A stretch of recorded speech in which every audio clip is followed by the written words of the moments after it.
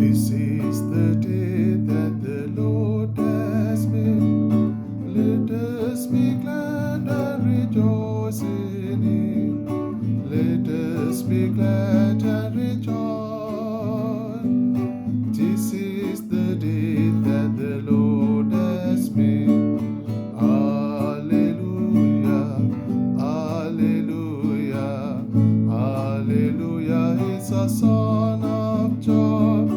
We will sing and sing forever. Hallelujah, hallelujah, hallelujah, hallelujah.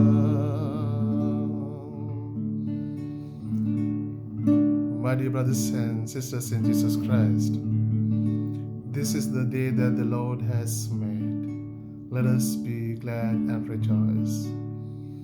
I wish you a very happy Easter.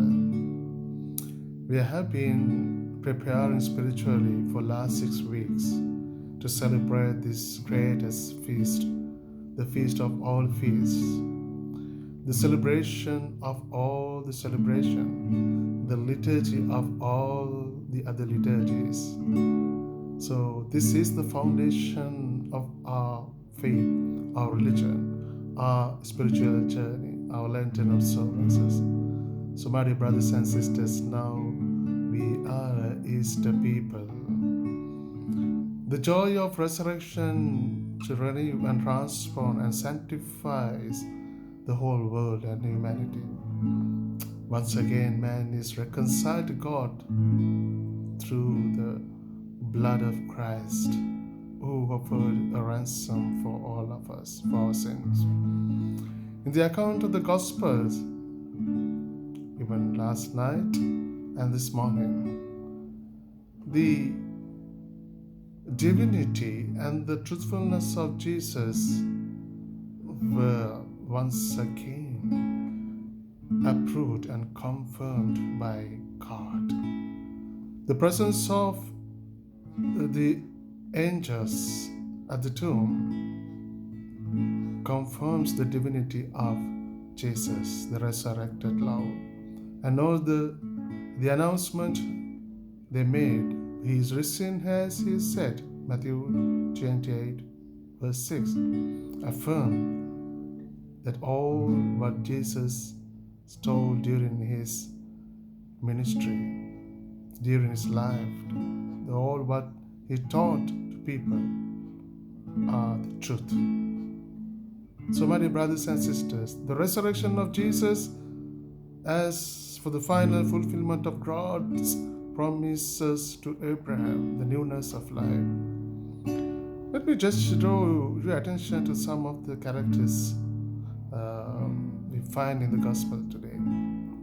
Mary and Mary Magdalene, and the one who loved Jesus very much and also remained faithful to Jesus till the end. And once again she goes to the tomb to do the final rituals, the customary of Judea.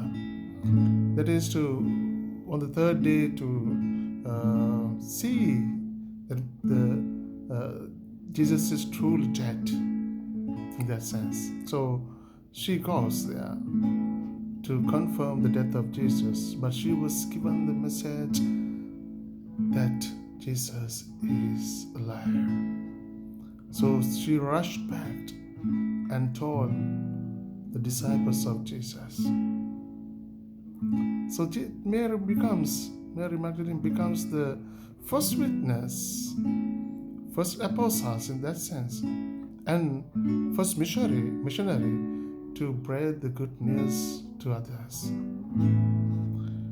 And my dear brothers and sisters, today we are living in a world with this present crisis, and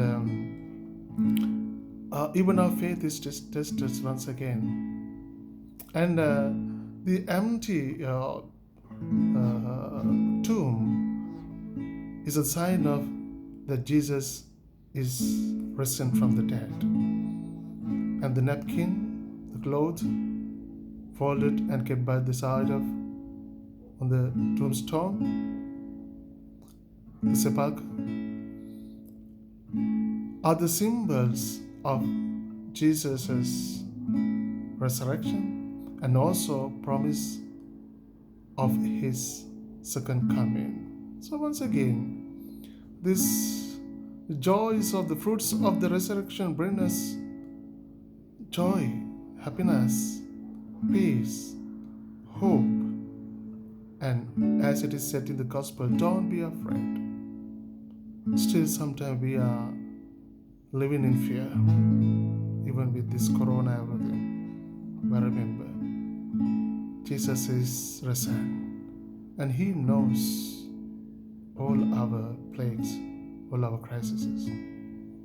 And once again, it is a wake-up call for all of us, because even last year we celebrated this Paschal mystery, and next year too we are going to celebrate. And my dear brothers and sisters, if you only remain ourselves without opening to these realities that Jesus came to this world only once, suffered once, died once, but resurrected forever. So we have the resurrected Jesus. He lives in us, and we are invited to live with him in all 365 days of our life.